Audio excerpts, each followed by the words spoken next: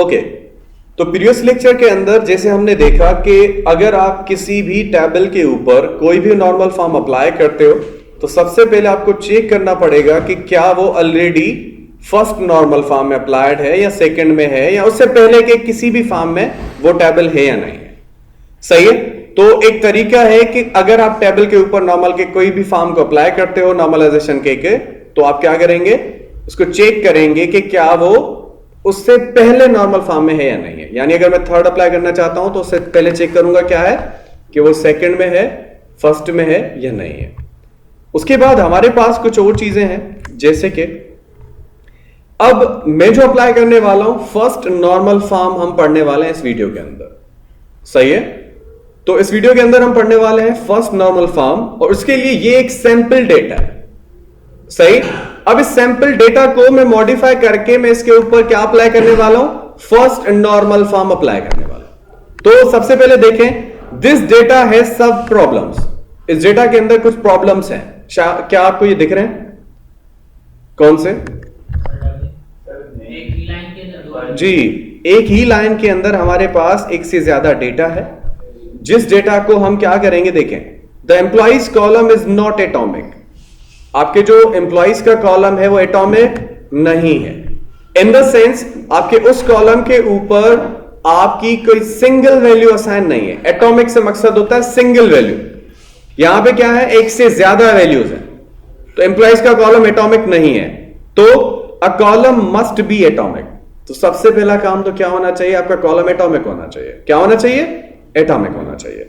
उसके बाद meaning that it can only hold a single item of data, यानी किसी भी कॉलम के अंदर सिंगल आइटम ऑफ डेटा होगा तभी आप उस कॉलम को एटॉमिक कहेंगे। एटॉमिक यानी सिंगल वैल्यू जो भी कॉलम अपने पास रखता है। This column holds more than one employ name. और आपको पता है इस कॉलम के अंदर एक से ज्यादा एम्प्लॉय के नाम पड़े। यानी यहां पे एक मैनेजर है फातिमा, जिसके दो एम्प्लॉइज हैं, सैयद और तारिक। कल को यह होता है कि इसी मैनेजर फातिमा का एक तीसरा या चौथा इवन 400 एम्प्लॉइज आ जाते हैं, तो कॉमा लगा के आप लिखते रहेंगे। सही। और अगर आप कॉमा लगा के लिखते रहेंगे तो ये डेटाबेसेस की बेस्ट प्रैक्टिस नहीं है। रीजन इज दैट कल को अगर आप किसी इंप्लॉय को मॉडिफाई करना चाहते हैं, अपडेट करना चाहते हैं, सर्च करना चाहते हैं, तो it is very complex, you can say it is an impossible thing. आप कर ही नहीं सकते। सही है। कैसे देखें, अब यहां पे देखें, data that is not atomic means अगर आपके किसी एक कॉलम के अंदर एक वैल्यू नहीं है या एक से ज्यादा वैल्यूज हैं, इसका मकसद यह हुआ कि we can not easily sort the data. आप सॉर्टिंग नहीं कर सकते उस कॉलम की। सॉर्टिंग का मकसद आप A to Z या Z to A में अगर कन्वर्ट भी करना चाहेंगे तो कभी नहीं होगा, क्योंकि आपके एम्प्लॉइज तो एक से ज्यादा अप्लाइड है। अब वो किस तरह से सॉर्टिंग करेगा? ठीक, we can not easily search और इंडेक्स द डेटा।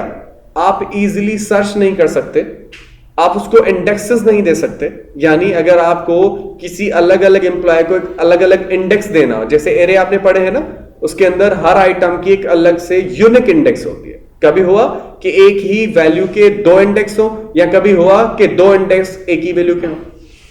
सही है। ऐसा कभी नहीं होता। तो आप इंडेक्स क्यों करते हैं? ताकि इजीली सर्च कर सकें, मॉडिफाई कर सकें, अपडेट कर सकें, डिलीट कर सकें। तो ना आप सर्च कर सकते हैं, ना आप सॉर्ट कर सकते हैं, ना आप इंडेक्स कर सकते हैं उस नंबर ऑफ वैल्यूज को जो एक ही कॉलम के अंदर पड़ी हैं। We can not easily change the data. आप इजिली चेंज भी नहीं कर सकते, क्योंकि एक ही कॉलम यानी एक ही सेल के अंदर 15,000 या 500 या 50 एम्प्लॉयज की वैल्यूज पड़ी हैं। जाहिर है उसकी जगह पे या तो पूरी निकाल के एक ही वैल्यू रखनी पड़ेगी, या पूरी निकाल के आपको 15 वैल्यूज रखनी पड़ेंगी। कॉन्सेप्ट क्लियर हो रहा है? ठीक। We can not easily reference the data in other tables. Even ये वाला कॉलम किसी के साथ रिलेशन भी नहीं बना सकता। फॉर एग्जाम्पल 15 एम्प्लॉइज पड़े इस कॉलम के अंदर, अब मैं दूसरी टेबल में एक अलग से समझ लो एक कॉलम बना हुआ है, उसके साथ अगर मैं रिलेशनशिप बनाना चाहूंगा कभी नहीं बनेगा। कर ले।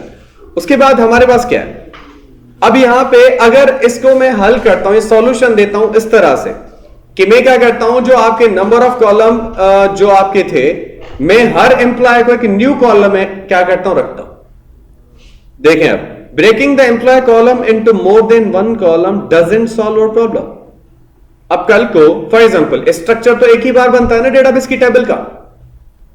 अब आपने एक सॉफ्टवेयर बना के दे दिया जिसके अंदर 2 एम्प्लॉयज के लिए आपने अलग अलग कॉलम बना के दे दिया। कल उसी ही ऑर्गेनाइजेशन के अंदर उसी मैनेजर के 2 से ज्यादा एम्प्लॉयज अंडर में काम करते हैं, तो क्या आप फिर से बैठ के टेबल्स के स्ट्रक्चर बनाएंगे? नहीं। तो देखें, द डेटा में लुक एटॉमिक, आपको डेटा एटॉमिक लग रहा है, यानी आपकी एक एक वैल्यू एक एक कॉलम में, लेकिन but only because we have many identical columns storing a single piece of data instead of a single column storing many pieces of data.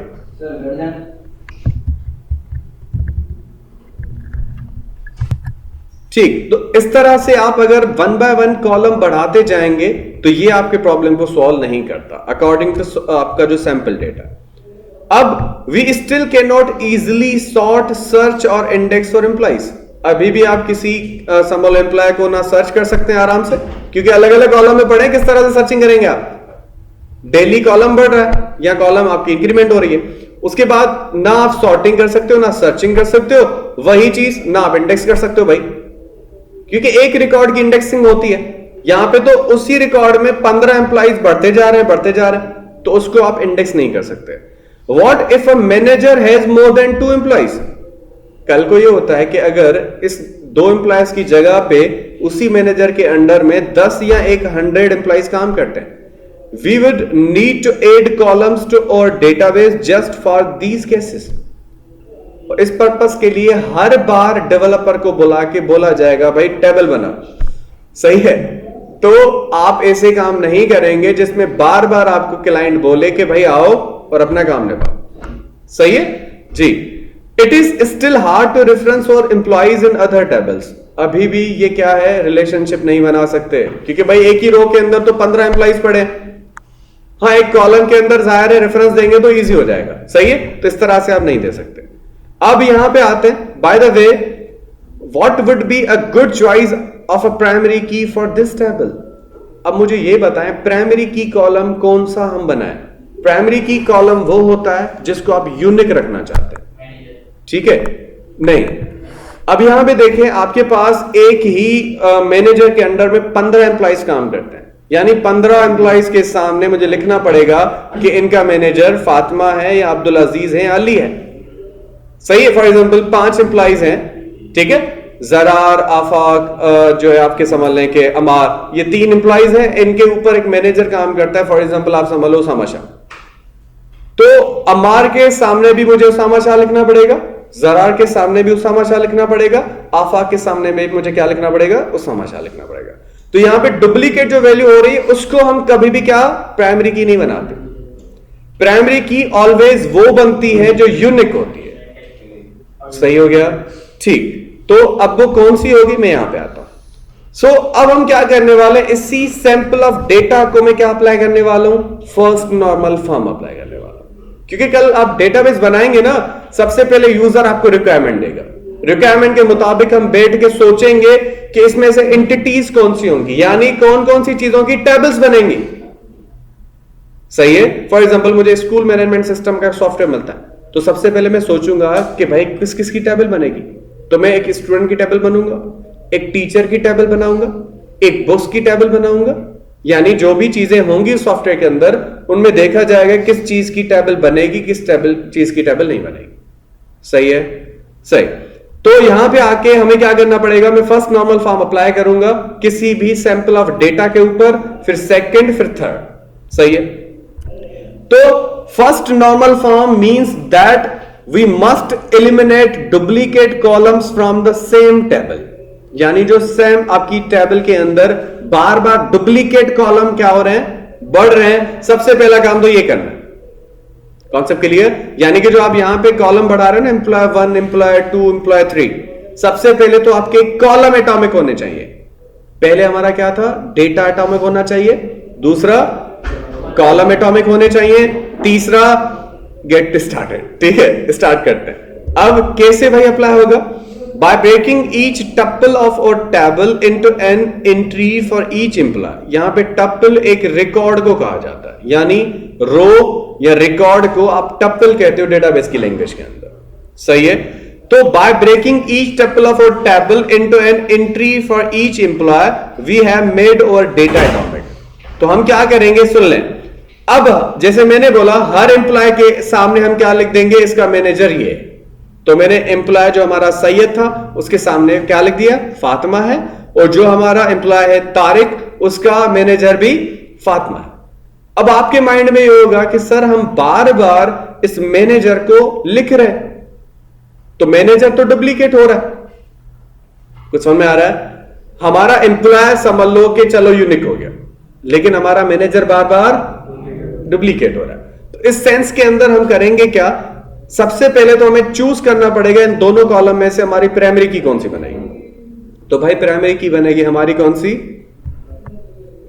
The best primary key would be the employ column. कौन सा column होगा, employee का column होगा।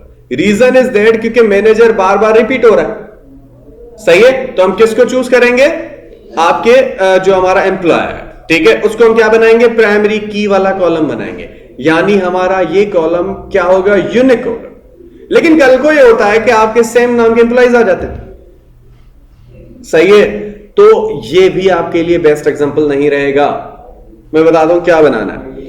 Every employee only has one manager, therefore an employee is unique. अभी देखा जाए कि हमारा एम्प्लॉय यूनिक है, ठीक है, लेकिन आपको क्या करना पड़ेगा, फर्स्ट नॉर्मल फॉर्म में आने के लिए बस 2-3 चीजें ही हैं जो अपने माइंड में रखनी है। तो ये आपको बोला है कि congratulations that the fact that all our data and columns is atomic. यहां पे देखें हमारा ऑल जो डेटा है एटॉमिक है ना, कहीं पे भी ग्रुपिड डेटा नहीं है, यानी एक कॉलम के अंदर एक से ज्यादा वैल्यूज नहीं है। और हम एक ही चीज के लिए बार बार कॉलम भी नहीं बना रहे, यानी हमारे कॉलम भी एटॉमिक है। सही। उसके बाद प्राइमरी की भी है हमारे पास, और प्राइमरी की किस पे अप्लाई करेंगे हम, we are going to apply primary key on employee column, यानी एम्प्लॉय के आईडी के ऊपर हम क्या अप्लाई कर देंगे, प्राइमरी की अप्लाई कर देंगे। क्योंकि एम्प्लॉय की आईडी यूनिक होगी और वो न्यूमेरिक होगी, क्योंकि हमारी थ्योरेटिकल चीजें तो बार बार रिपीट होती रहती हैं। सही है, ओके। तो यहां पे फर्स्ट नॉर्मल फॉर्म के अंदर अगर मैं आपको चीजें दिखाऊं या रिवाइज करके दिखाऊं तो देखें कुछ इस तरह से दिखेंगी। Of course, there may come a day when we hire a second employee or manager with the same name. कल को ये होता है कि सेम नाम से आप मैनेजर भी क्या कर देते हो, अपॉइंट कर देते हो, और आप क्या अपॉइंट कर देते हो भाई, एम्प्लॉय भी असाइन कर देते हो। तो इस सेंस में क्या होगा, फिर से हमारी डुप्लीकेट डेटा हो जाएगी भाई। तो हम क्या करेंगे, to avoid this problem what we have to do, let's use an employee ID instead of their name. तो हमने एक कॉलम बना दिया आईडी का, जिसको हम क्या बना देते हैं, प्राइमरी की बना देते हैं। सही। अब उसके बाद हम क्या करेंगे, जो डुप्लीकेटेड डेटा था या मैनेजर बार बार हम हर जगह पे लिख रहे थे ना कि फातिमा मैनेजर है, फातिमा मैनेजर है, फातिमा मैनेजर है, उस फातिमा यानी मैनेजर की टेबल ही अलग से बना देंगे। क्या कर देंगे, move duplicated data to another table. हम क्या करेंगे, मूव करेंगे डुप्लीकेटेड डेटा को दूसरी टेबल के अंदर। सही। फिर क्योंकि यहां पे हम आरडीबीएमएस के अंदर है, डीबीएमएसएस के अंदर नहीं है भाई। डीबीएमएसएस के अंदर नॉर्मलाइजेशन नहीं होती, लेकिन रिलेशनल डेटाबेस मैनेजमेंट सिस्टम के अंदर नॉर्मलाइजेशन होती है, यानी एक टेबल दूसरी टेबल से क्या कर सकती है, रिलेशनशिप बना सकती है। रिलेशनशिप क्यों बनाया जाता है, ताकि हम उन टेबल्स के बीच में कम्युनिकेशन करवा के डेटा एक्सचेंज करवा सके। अगर मैं चाहूं ना एक ही क्यूरी के थ्रू मुझे 2 टेबल या 3 टेबल या 4 या 5 या 15 टेबल से डेटा उठाना है, मैं उठा सकता हूं। सही है, सही। मैनेजर आईडी में ये नंबर 2 दिए हैं। ओके, अच्छा अब आपको ये आईडीज दिख रही हैं, तो आपके लिए थोड़ा कॉम्प्लेक्स हो रहा है कि आईडीज क्यों दिख रही हैं। तो सबसे पहले मैं यहां पे आपको बताना चाहूं कि ये जो नंबर ऑफ आपके मैनेजर थे ना, मैंने उन मैनेजर्स को अलग से टेबल में रख दिया, क्योंकि मैंने बोला कि कल को अगर आप फातिमा के नाम से ही कोई मैनेजर अपॉइंट करते हो, सही है, तो आप कॉम्प्लेक्स हो जाएंगे कि फातिमा के कौन से एम्प्लॉइज हैं, और फातिमा सपोज लो कोई दूसरी आपने मैनेजर अपॉइंट की है, तो उसके कौन से एम्प्लॉइज हैं। तो इसके लिए मैं क्या करूंगा, एक मैनेजर की अलग से आईडी असाइन कर दूंगा। एक एम्प्लॉय नंबर होता है ना, एज इट इज जैसे आपका स्टूडेंट नंबर होता है, भले आपके सेम नाम ही क्यों ना हो, लेकिन आपका स्टूडेंट नंबर अलग होता है। तो इसी तरह से मैंने यहां पे क्या किया कि जो डुप्लीकेट डेटा हो रहा था मैंने उसको अलग से टेबल में फॉरवर्ड कर दिया, लाइक दिस। तो फर्स्ट नॉर्मल फॉर्म के अंदर हमारे पास कुछ सैंपल डेटा इस तरह से दिया गया था, अब आपको जो टेबल मिली है इस तरह से मिली है। कॉन्सेप्ट क्लियर हो गया?